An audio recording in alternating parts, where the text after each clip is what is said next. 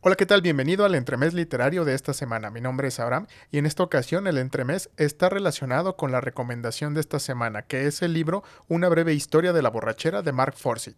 Y en esta ocasión te leeré el capítulo 13 que corresponde a los aztecas. Espero que lo disfrutes. Sabemos que los aztecas tenían alcohol, sabemos que lo odiaban y sabemos que se lo bebían. Aparte de eso, las cosas son un poco confusas. Los aztecas tenían el pulque, un curioso, blanco y viscoso trago tan fuerte como la cerveza o la sidra. Se hacía de la savia del agave y de hecho es bueno para la salud. Tenía vitaminas y potasio y todo lo demás. Estaba lleno de nutrientes y un viejo dicho decía que le falta poco para ser carne. Por lo tanto, no es tan sorprendente que las mujeres preñadas tuvieran que tomarlo. Estaban tomando para dos. Pero los aztecas desaprobaban el pulque. Un nuevo emperador, en su coronación, emitió una proclamación declarando: principalmente lo que les ordeno es que eviten la embriaguez, que no tomen pulque, porque es como el beleño que aparta al hombre de su razón. Son el pulque y la embriaguez la causa de todas las discordias, desacuerdos, de todas las revueltas, y los disturbios en los pueblos y reinos. Es como un torbellino que altera y perturba todo. Es como una tormenta infernal que trae todos los males posibles. Antes del adulterio, la violación, el libertinaje de las jóvenes, el incesto, el robo, el crimen, las maldiciones, el levantar el falso testimonio, las habladurías, las calumnias, los motines y las peleas, siempre está la embriaguez. Todas esas cosas son causadas por el pulque y la borrachera. Esta no es exactamente una afirmación, pero sugiere que tomar pulque y emborracharse con él era algo generalizado, y es bastante extraño, ya que de acuerdo con un historiador, el pulque era prácticamente ilegal. Uno de los problemas para escribir cualquier tipo de historia sobre los aztecas es que hay muy poco escrito al respecto. Los aztecas tenían su propio sistema de escritura, pero cuando llegaron los españoles quemaron amablemente cualquier tipo de texto nativo en el que pudieran poner sus manos encima. Una vez que la cultura fuera minuciosamente destrozada y los escritos quemados, los españoles decidieron que valía la pena investigar.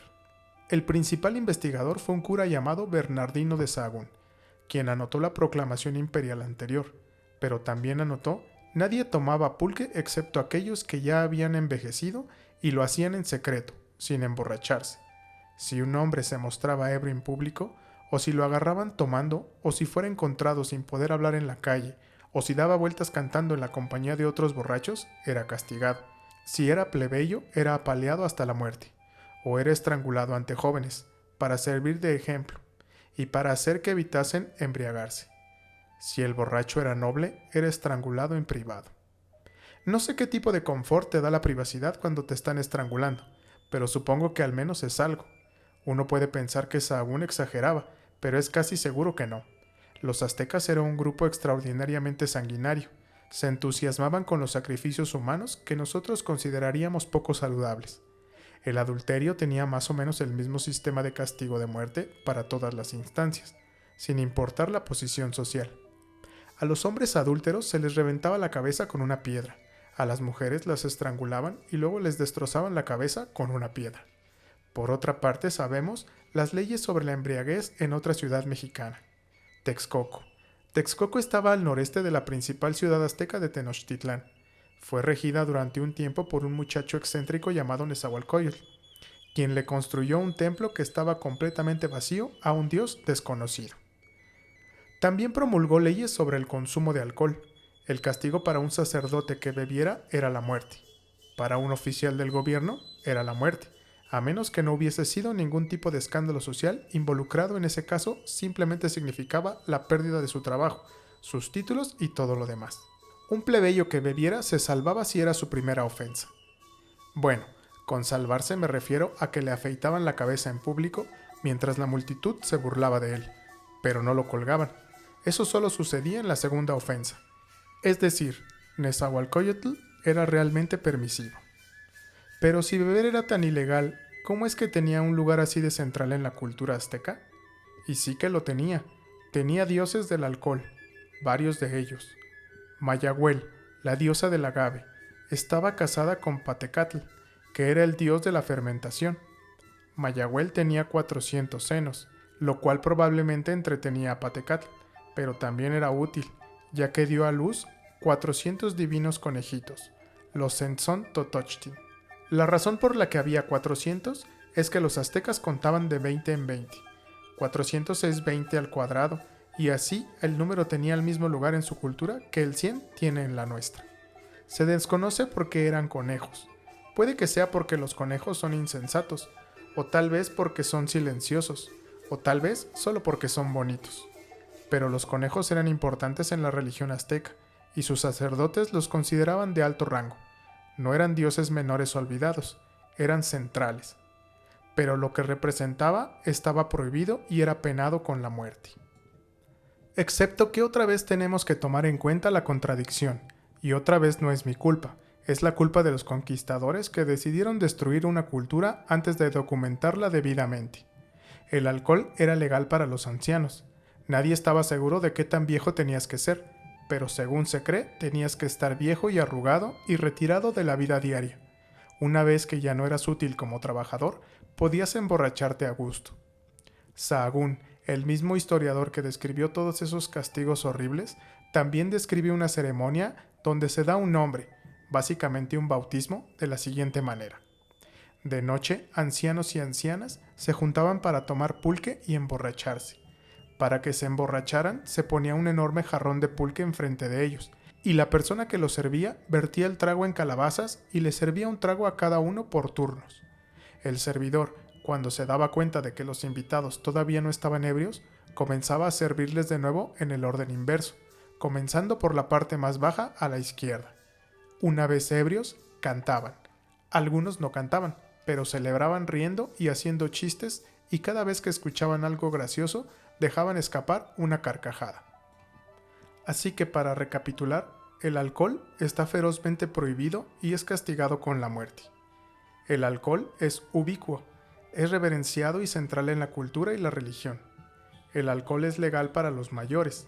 Esta combinación ha dejado a los historiadores un tanto confundidos e inclinados a una rápida dosis de teonanácatl, un alucinógeno que era enteramente legal. Hay, sin embargo, una teoría que lo explica. Los antropólogos que estudian la borrachera hacen una distinción entre lo que llaman culturas húmedas y culturas secas. En las culturas húmedas, la gente es terriblemente relajada con el alcohol, lo sorben todo el día, lo pasan estupendamente y muy rara vez se emborrachan hasta perder el sentido. Las culturas secas son lo opuesto. No son secas en el sentido de estar libres de alcohol, sino porque la gente es recelosa del alcohol y tienen reglas muy estrictas de cuándo se puede tomar. Entonces, cuando está permitido, se revientan. Normalmente las culturas del sur de Europa son húmedas. Un italiano no le daría importancia a tomar un poco de limoncello al mediodía en un día de la semana. Las culturas del norte de Europa son secas, ya que no toman por las mañanas y luego tienen una sesión masiva el viernes por la noche. Por lo tanto, estas dos algunas veces son consideradas como el estilo continental y el consumo compulsivo. Los conquistadores españoles eran incluso en esos tiempos húmedos. Les gustaba su vino y lo tomaban todo el día, pero era raro que se emborracharan. Los aztecas, siguiendo esta idea, eran secos. La mayoría de los días no tenían permitido tocar un trago, y ahí fue cuando todas las leyes listadas anteriormente fueron aplicadas. Pero en el día de una fiesta religiosa, por ejemplo, una dedicada a 400 conejos borrachos, se emborrachaban hasta perder el sentido. Se emborrachaban religiosa y apocalípticamente, y como los antiguos egipcios y los antiguos chinos antes que ellos, usaban el alcohol para obtener una experiencia divina. Luego, el resto del mes, no tomaban nada. Este sistema podría haber funcionado muy bien, siempre que no llegara alguien, te conquistara y destruyera tu calendario religioso, que es exactamente lo que sucedió a los aztecas. Una cultura seca se lleva bastante bien con el consumo compulsivo de los viernes y la sobriedad de los lunes, pero alguien tiene que saber qué día de la semana es, y para cuando los jesuitas habían acabado con ellos, este conocimiento vital se perdió por completo. En este punto, el alcoholismo se vuelve pandémico, que es lo mismo que pasó en el México español. De hecho, los sacerdotes católicos tenían la teoría de que Satán estaba arrastrando a los nativos a la dipsomanía porque quería evitar que se convirtieran en buenos cristianos. Sin embargo, de acuerdo con esta teoría, era justamente lo contrario. La laxitud de las reglas y la desorientación social producida por el cristianismo, fue lo que empujó a los conquistadores al pulque perpetuo. Esto encajaría con lo poco que sabemos acerca de las costumbres etílicas amerindias precolombinas. No es que sepamos mucho, y lo poco que sabemos está desperdigado por miles de kilómetros. Pero, por ejemplo, los Zumbagua de Ecuador bebían para poder comunicarse con espíritus ancestrales. De hecho, creían que cuando bebías hasta el punto de vomitar, el vómito se convertía en comida para los fantasmas de los muertos. La cultura antigua jamás pudo ser completamente destruida. Hasta hoy se usa esta frase en México: borracho como 400 conejos.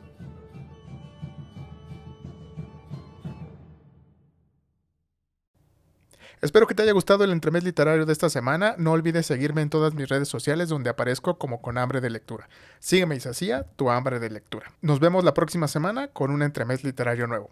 Bye.